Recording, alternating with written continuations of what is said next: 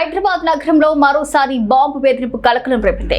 నగరంలోని భారత వాతావరణ శాఖ కార్యాలయానికి గుర్తు తెలియని వ్యక్తులు ఈమెయిల్ ద్వారా బాంబు బెదిరింపులు పంపడంతో అధికారులు పోలీసులు అప్రమత్తమయ్యారు.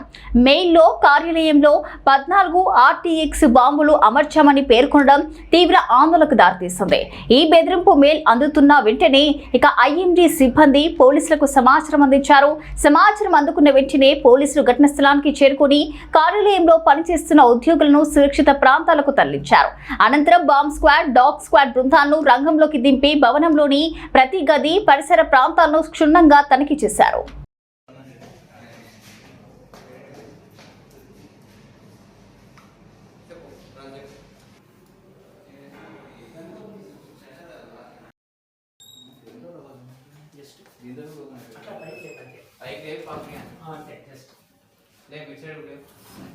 దీంతో చెప్పేసాను